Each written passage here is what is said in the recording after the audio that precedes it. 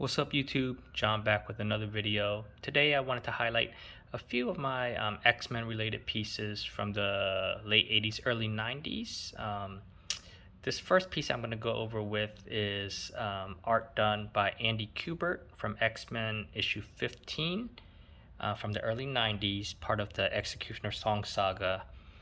Executioner Song's probably one of my all-time favorite X-Men arcs. It was a 12-issue miniseries, basically where you had like a battle royale.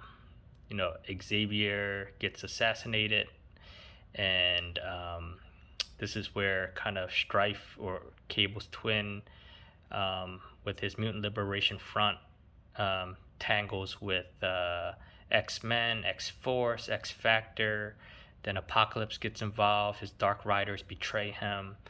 Mr. Sinister is kind of in the background as well.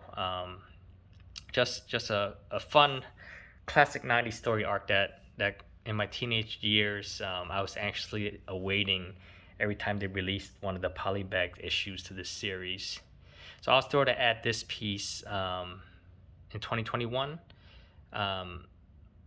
featuring Strife, one of my favorite X-Men villains. I know he's not featured too much compared to the other villains, but I definitely liked the limited time he was in the comics. And Andy Kubert, I felt did a great job when Jim Lee left the X-Men. I felt Andy and Adam did a great job filling that void. And Andy Kubert to this day is still one of my favorite all-time X-Men artists, definitely in my top 5. So here, I think this panel alone, I would love to have that just as a splash, but this panel alone just captures the imposing nature of Strife. Really love the intricate details that Andy displays, and kind of love, I think the writer did an excellent job in terms with Strife, just depicting kind of his grandeur and the way he talks. And here we go. He's actually talking to Apocalypse in the weakened state.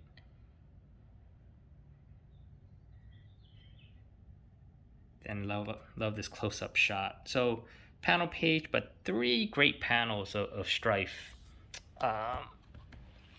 And to this day, I still read this every now and then.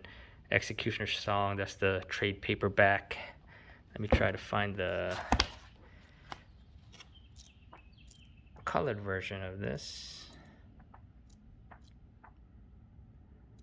Here we go, getting close. Right here. Just beautiful work by Andy. Definitely thrilled to have this page in the collection. Executioner Song pages in general are hard to run by. I believe Capullo, Kubert, and Peterson did majority of the art on that run, and Jay Lee. But always, if I see Executioner Song pages, definitely gonna try to make a run for it. This other page, recently added art by Mark Bagley. I know Bagley's mostly known for his Spidey work, but this was a 1989 piece that he did in a one-shot X-Men comic called Madness in Murder World. I still have my copy right here. This came with the computer game, late 80s, and fun. I'm mainly a villains collector, so this bottom panel with the trio of Blob, Magneto, and Jugs is what captivated me. But it doesn't hurt that you have kind of a team panels up here.